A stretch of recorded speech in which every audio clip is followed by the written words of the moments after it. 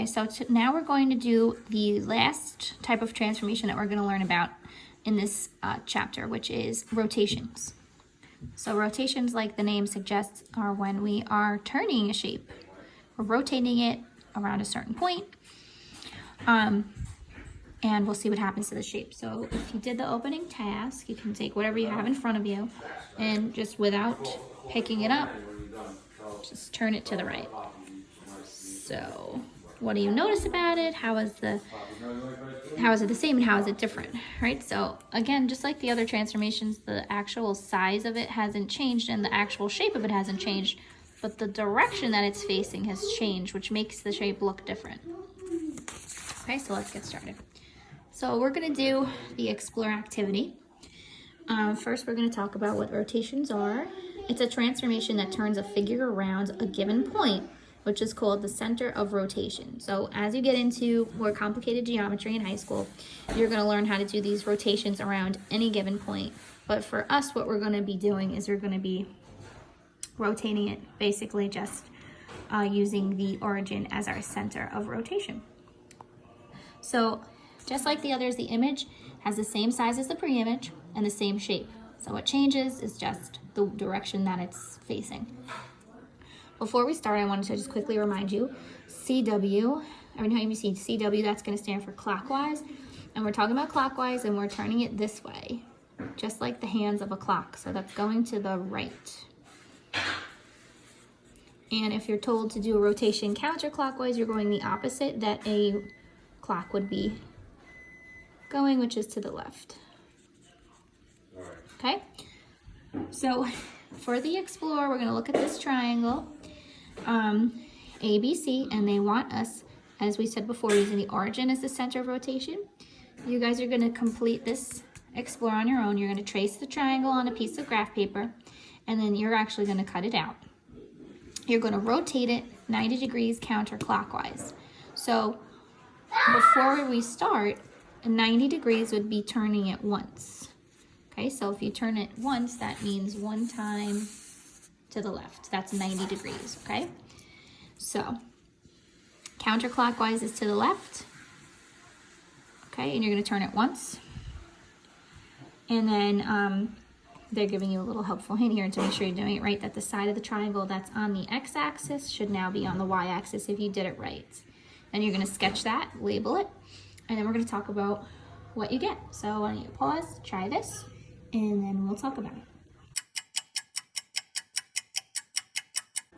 Okay, so this is what your shape should look like after you rotated it one time to the left. The side of the triangle that's on the x-axis is on the y-axis now, just like they said. So that is helpful. I want to show you how I did this. I mean, you traced it, but I want to show you how I do it. I turn my shape, and then what I do is I look at what it looks like, which quadrant it's in, as though this is a new graph. So like as if this was the y-axis and this was the x-axis. And then I use this to get my points. So when I go back here, I know what it's supposed to look like.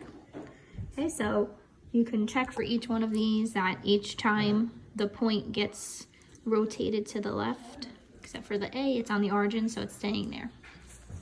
Okay, so rotations can be pretty tricky. I prefer to use the rules that I gave you guys for reflections yesterday. There are some for rotations. They're on the back of this page. And we're going to talk about these in the next lesson a little bit more, but I wanted to give them to you ahead of time also. If you don't already have a piece of graph paper, get yourself one and at least draw 2 XY axes just to be prepared, because I'm going to show you my trick that I always use. So to graph rotations, to rotate a figure in the coordinate plane, we rotate each of the vertices and then we connect them to form the image. So for example 1, we have the triangle ABC, and we're supposed to be graphing the image of the triangle after a rotation of 90 degrees clockwise. Okay, so this time we're going clockwise, which is to the right, and 90 degrees is one turn. Okay, oh, by the way, I forgot to write this before. Remember we talked about the keywords? Translation, the keyword was slide. Reflection, our keyword is flip. And for rotation, our keyword is turn. okay? These are what you want to remember for each of these. And if you want to, you can take SL for slide, the FL in reflection for flip, and the T's in rotation for turn, okay? It's a common way to remember. So anyway, so we're going to, when we go 90 degrees, that's turning it once. The clockwise or counterclockwise tells you which direction. So if we're going clockwise, we're going to the right one time. So when you rotate, if you have a point on the origin, it's always going to stay there. So as you can see, A and A prime are in the same spot. If you rotate this image, what I want you guys to do, what I want you to see is that when we do rotations without using the rules, what you want to do is you want to have a graph nearby to help you. And what you do is you actually turn your page to complete the transformation. So if we have to turn 90 degrees clockwise, I'm going to turn my paper 90 degrees, which is one turn clockwise. And now I look at this like a new graph. And what I'm going to do is I'm going to use my graph paper here to quickly sketch it. And this doesn't have to be perfect, but just to help you so that you can see what it should look like. Imagining that this was your y-axis and your x-axis. So your A is here. So your A prime will be here. Your B is over here. Now you count 1, 2, 3, up 2. So 1, 2, 3, up 2. That's going to be your B prime. And then your C would be 1, 2, 3, down 2. 1, 2, 3, down 2. And that's your C prime. So this is what's going to be the new coordinates of your image. So when you turn this back, you don't have to try to remember where the points were. You have them here to copy. Okay, and then you can see you'll get the same points that they've already got for us before.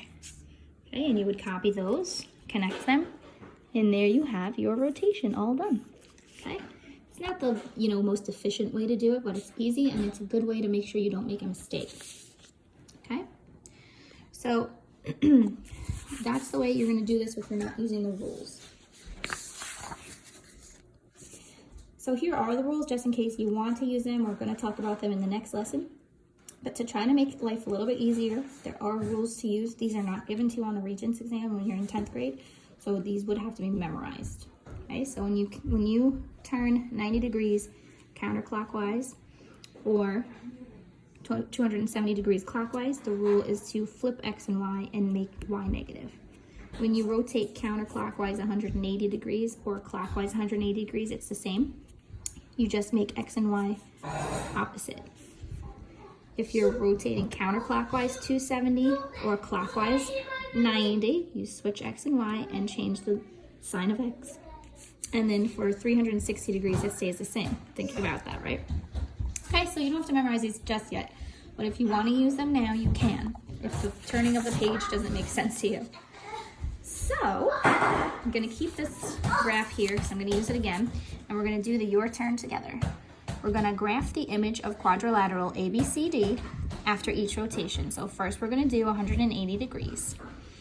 And it doesn't say clockwise or counterclockwise because for 180 degrees, your rule is the same. So if you rotate it counterclockwise or clockwise, you're going to end up with the same image. So let's see.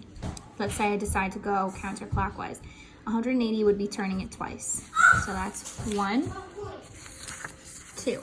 And that's what my shape will look like. So it's in quadrant 3. Let's see what would happen if I went the other way. 1, 2. It's still in the same spot. So when you rotate something 180 degrees, they're not going to tell you necessarily clockwise or counterclockwise because it's the same no matter what. Okay, so either way, let's just say I choose to go clockwise. I turn it twice. And then I look at my little graph, bring it over here, and I'm going to copy where it is on the graph so that I can graph it accurately. So my A is here on the origin, so that would be my A prime. You could erase this if you want to. I'm just going to keep it on there because it's not going to get in the way.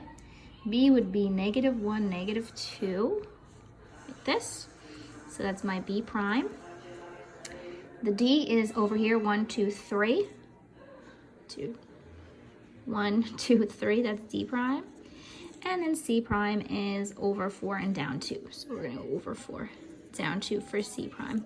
So our image is going to be here in the third quadrant like that. So now what I do is I turn my graph back, and now I have this picture to copy so that I don't have to try to remember where the points were. Okay, so here we go. This would be A prime. B prime is down here, which is -1, -2. D prime is -3, 0. And C is -4, -2. C prime, excuse me. Connect. And that is your image of a rotation of 180 degrees. Now, one other way I should tell you, if you don't have graph paper, or if you don't have a lot of graph paper and you don't want to actually draw the whole picture out, what you can do is you can do this thing that I showed you, and instead of drawing the picture, you can just write down the coordinate points. So you could say A is 0, 0, B is -1, -2, D is -3, 0, and C is -4, -2. Then when you go back, you plot those points. But you have to really be good with your coordinates to do that. Okay? So for number 7, we're gonna go 270 degrees clockwise, okay? So we already saw that 90 degrees was one turn, okay, regardless of the direction. 180 degrees is 2 turns. So what do you think 270 is? That's gonna be 3 turns. Basically, every time you go another 90 degrees, you turn it one more time. So if we were gonna go 360, which doesn't make sense because you just end up back where you were, that would be 4 turns, okay? So for 270, we're gonna go 3 turns, and it's clockwise, so we're going to the right, okay? So why don't we try it this way using the coordinate points like I showed you, just so you could see. Remember that we're starting with this image. We're not gonna look at this one. So we're gonna turn it 3 times to the right. So that's 1, 2, 3. Okay, so if you want to, you can write the coordinates. This A would be 0, 0. I'll write it down on the side somewhere. A would be 0, 0. B would be -2, 1. C would be -2, 1, 2, 3, 4. Okay, and then D would be 0, 3. Now, if you're going to do it this way, it's extremely important for you to actually label the letters so that you know what shape goes where. So now when you turn your graph back to the original location, you have these points that you can graph. So my A is going to be 0, 0. And now this is going to be A double prime now. Okay, so if you have another transformation on top of the first one, that's going to be double prime, okay? B is going to be -2, 1. So that's -2, 1. So that's my B double prime. C was -2, 4. -2, 1, 2, 3, 4. So that's my C double prime. And then D was 0 and 3. So there it is. Connect your points. Okay, and that's your rotation. So you can choose to do this either way. You can do it with the points, or you can do it with the sketch. Whatever way works for you. Okay, so finally for number 8, we're gonna find the coordinates of point C after a 90 degrees counterclockwise rotation, then followed by 180 degrees rotation. Okay, so what we're gonna do is we're gonna just look at point C. We're gonna start here. First, we're gonna rotate it 90 degrees counterclockwise. So that's 1 turn to the left if it's counterclockwise. Then after that, we're gonna rotate it 180 degrees. So then we're gonna do 2 turns. Since we already went that way, we may as well go counterclockwise. Okay, so let's see what we get there. So 1 time counterclockwise, and now 180 degree rotation, so 2 times. 1, 2.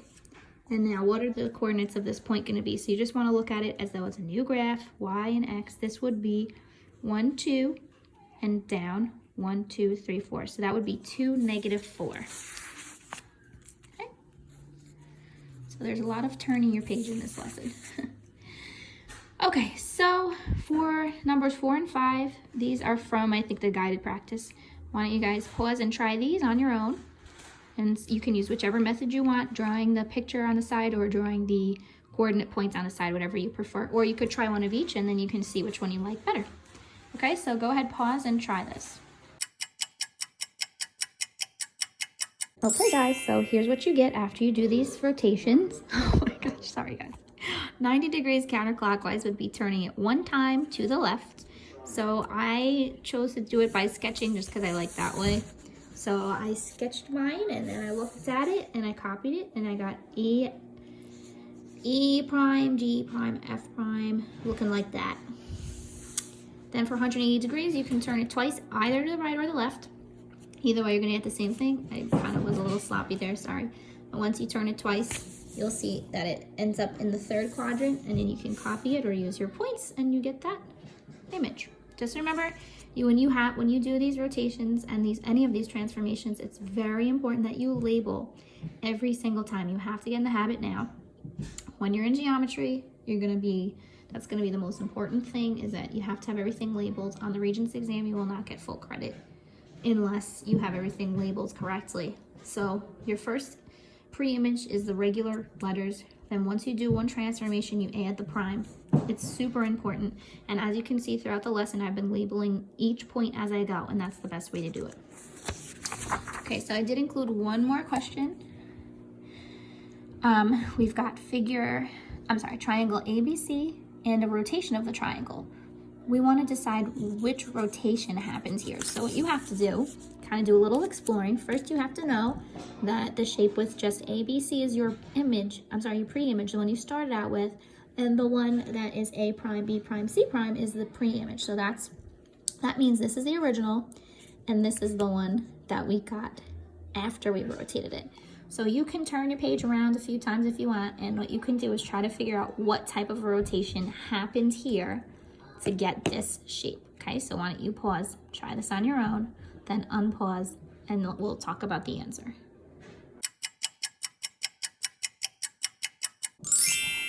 Okay guys, so for this rotation, hopefully you're able to see it easily at the beginning. The quickest way to find this would be to do 1 turn to the left, which is 90 degrees counterclockwise, and you'll see you get the same figure like that. But you could also get this by going 270 degrees clockwise. So if you go 3 times to the right, you'll see the same shape again. So either one of those is true. If you recall when I showed you the rules on that chart, when you turn one direction, there's always a turn in the other direction that would be the same. So just like I just showed you, when you turn counterclockwise 90 degrees, it's the same as going clockwise 270. So either one of those would have been correct answers. And I guess most of you saw the 90 degrees counterclockwise though.